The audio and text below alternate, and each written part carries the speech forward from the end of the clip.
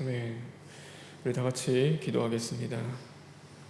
하나님 감사합니다. 오늘도 우리에게 예배 자리 허락하시고 우리를 깨어있게 하시며 하나님의 말씀 앞에 서게 하심에 진심으로 감사를 드립니다. 이 말씀으로 우리 자신을 비춰보게 하시고 오늘도 하나님 앞에 우리가 죄인된 모습으로 또한 우리가 온당치 못한 모습으로 살아갔다라면 절투절미 시인하고 회개하며 돌이킬 수 있는 자들 될 수 있도록 주님 인도하여 주시옵소서. 예수님의 이름으로 기도합니다. 아멘. 우리는 늘 지나고 후회를 합니다. 놓치고 아파합니다. 그리고 잃고 나서 아쉬워합니다.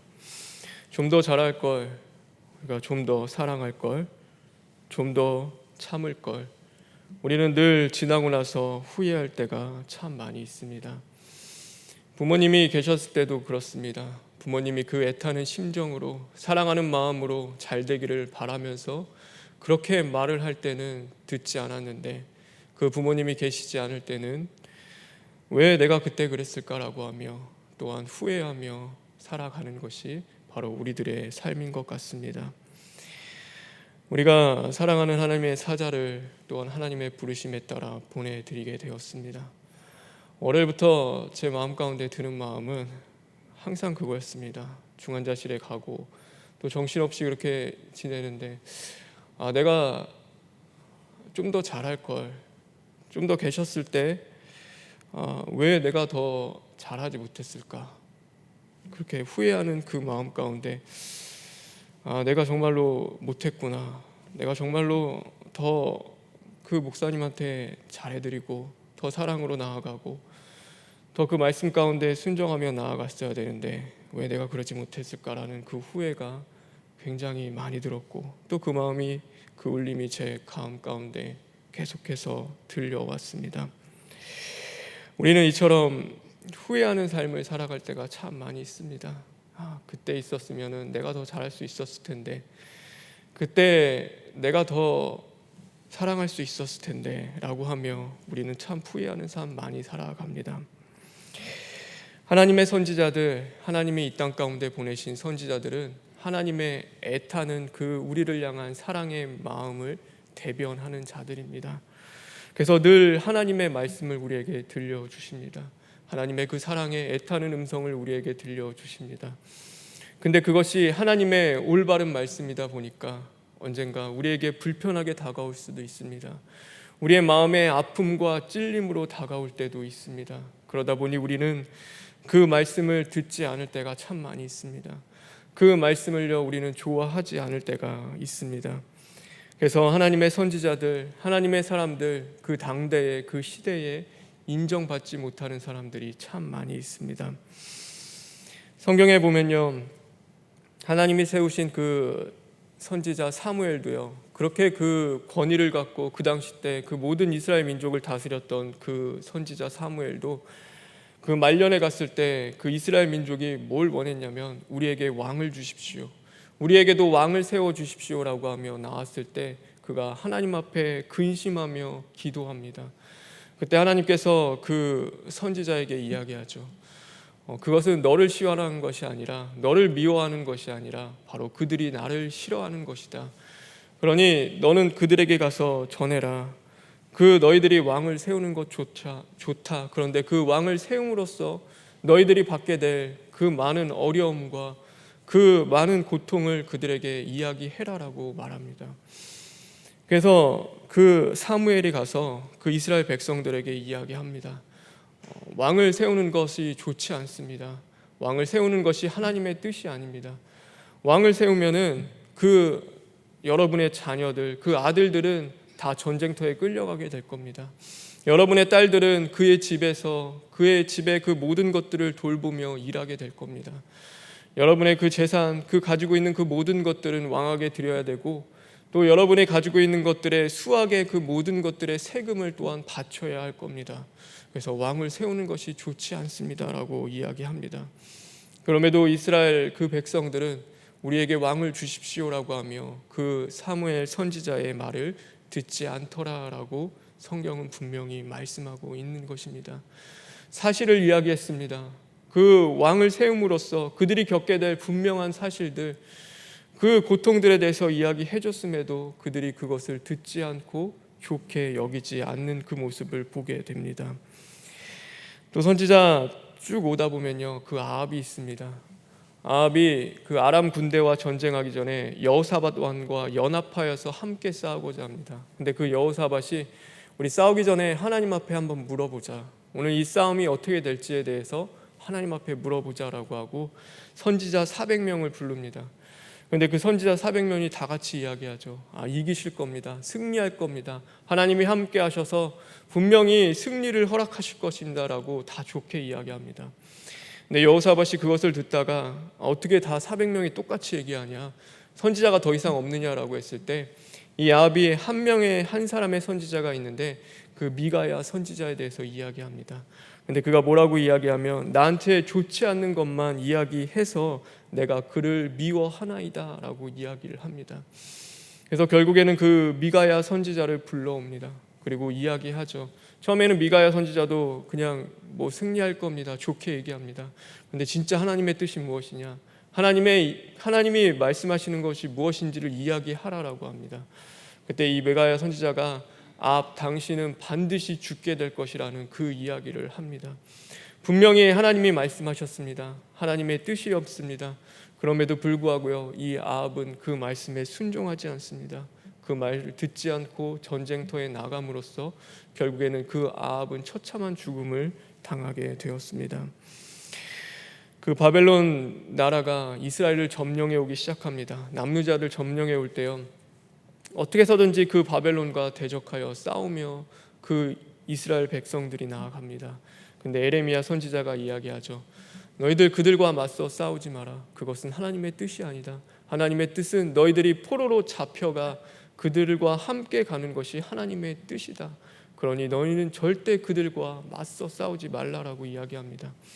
네, 이스라엘 백성들이 그 선지자를 향해서 뭐라고 했냐면, 어떻게 우리의 사기를 다 조화시키면서 그렇게 우리에게 이야기할 수가 있느냐, 네가 바벨론이 보낸 첩자가 아니냐, 하나님의 뜻은 우리와 하나님이 늘 함께 하시며 오늘도 하나님 앞에 기도하고 구할 때 하나님이 우리에게 승리를 허락해 주실 것이다.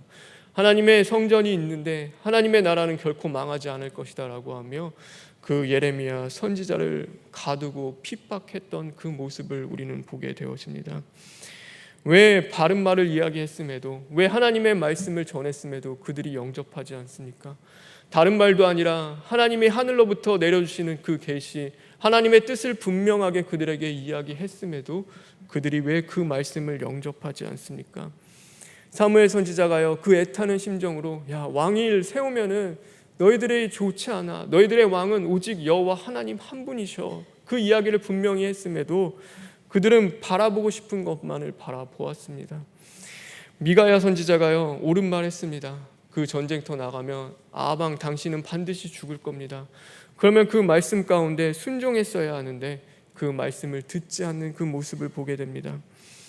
에레미야가요, 하나님의 뜻을 분명히 그들에게 전해 주었습니다. 그런데 그들은 자신들의 뜻, 자신들이 생각하는 그 하나님만을 바라보며 그 말씀에 순종하지 않았습니다.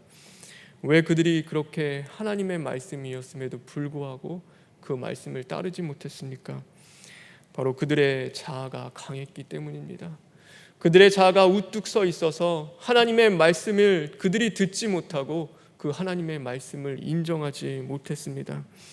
예수님께서는요, 오늘 그것을 이 이스라엘 백성들에게, 그 바리새인들에게 이야기하면서 지적하고 있습니다.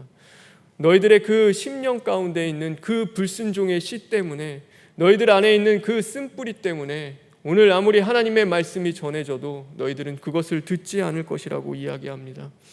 오늘 사람들이 이야기하죠. 그 선지자의 죽은 무덤을 바라보며 그것을 아름답게 꾸미면서, 내가 그 조상의 때에 그때 그 선지자 때 사람이었으면은 나는 그 선지자 말에 순종하며 잘 살았을 것인데, 그 말씀 가운데 절대 잘 따랐을 것인데 왜 그들은 그렇게 살았을까?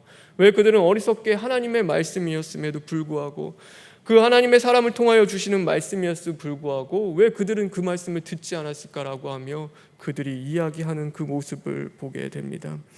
그런데 그들은 어떤 자들이었습니까? 그들은 다 예수님을 십자가에 못 박은 자들이었습니다. 오늘 그들은요, 하나님의 말씀이 그들에게 나타나 주셨습니다.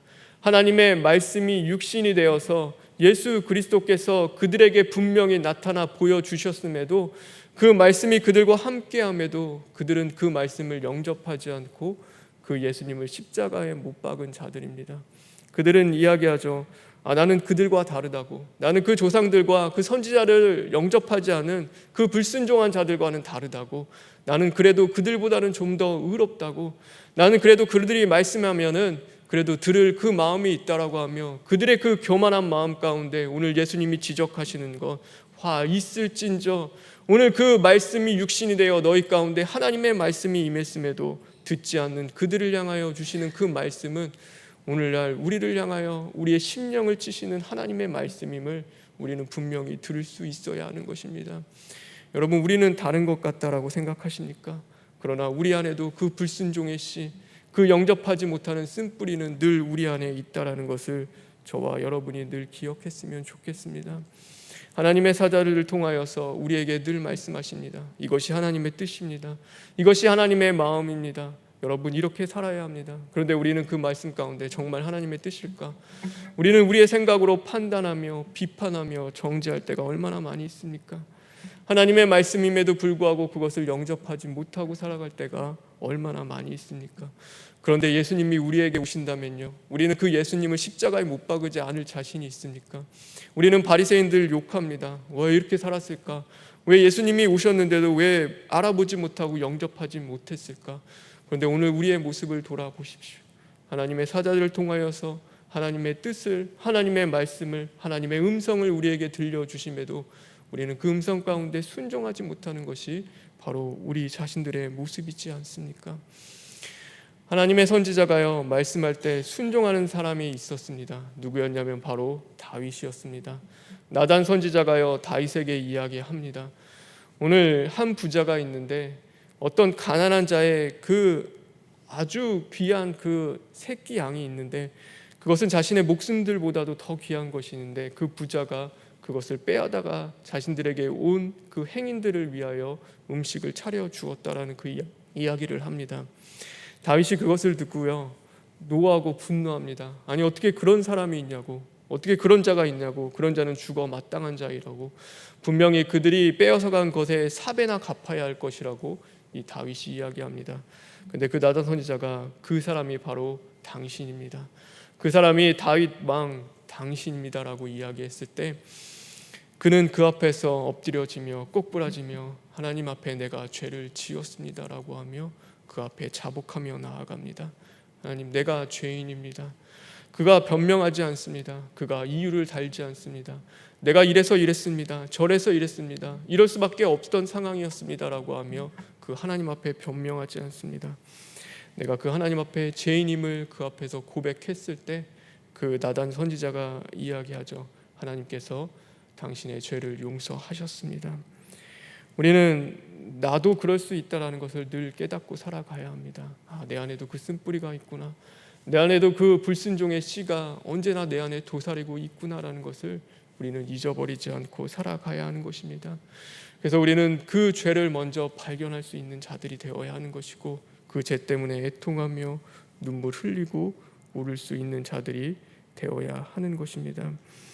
저와 여러분, 하나님의 사자를 통하여서 주시는 그 말씀을 귀하게 여기는 자들 되길 주님의 이름으로 축원합니다. 후회하지 않길 바랍니다. 저처럼 후회하지 않으시길 간절히 바랍니다. 그 말씀을 주실 때 순종하십시오.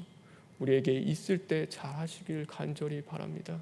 지나고 나서 후회하는 것보다도 오늘 나에게 말씀으로 찾아와 주실 때 순종하며, 또한 그 말씀 가운데 우리가 이제는 사랑으로 나아가는 것이 하나님이 더 기뻐하시는 것임을 또한 깨닫게 되어집니다. 오늘 이 바리새인들을 향하여 오신 그 예수님은요, 그들을 미워하신 것이 아닙니다. 이들을 너무나 사랑하셨습니다. 예수님이 이 땅에 오셨을 때요, 예수님이 누구랑 싸우셨습니까? 로마 정권이랑 싸웠습니까? 아니요, 로마랑 싸우지 않으셨습니다. 세상에 불합리하고 부조리한 그 모든 것들과 싸우셨습니까? 그러지 않았습니다. 예수님이 이 땅에 오셔서 싸운 자들은 누구였냐면 바리새인과 서기관과 제사장들이었습니다. 누구보다도 하나님을 잘 섬기며 하나님을 안다 하는 자들, 하나님을 사랑한다는 자들이었습니다. 그러나 언제나 듣고 싶은 것만 듣는 자들이었고, 보고 싶은 것만 보는 자들이었고, 원하는 말씀만 듣는 그들을 향하여 애타는 심정으로 바로 예수님이 그들의 죄와 싸워 주신 것입니다. 하나님이여, 오늘도 누구와 싸우시냐면요, 세상에 상관없는 자들과 싸우지 않습니다. 오늘도 그 의인 99명과 싸우는 것이 아니라 오늘도 그 죄인 한 명을 구원하기 위해서, 오늘도 우리의 죄인, 오늘도 하나님 앞에 나와 그래도 살아보겠다라고 하며 매달리며, 또한 그 하나님 앞에 무릎 꿇고 부르짖는 그 자를 위하여 하나님이 싸워 주시는 것입니다. 그 애타는 심정으로 말씀하시고, 그것이 언제나 우리에게 듣기 좋은 말씀은 아닐 수 있습니다. 그럼에도 불구하고 그것은 우리를 살리시는 생명의 말씀이라는 것을 우리는 늘 잊어버리지 않길 바랍니다. 그래서 늘 그 말씀 앞에 우리 자아가 파괴되고 우리 자신이 깨어지고 부서지면서 하나님이 기뻐하시는 그 모습으로 자라나고, 또한 성장하여서 저와 여러분 하나님의 사자의 기쁨이 될 수 있는 자들 되길 주님의 이름으로 축원합니다. 우리 다 같이 기도하겠습니다.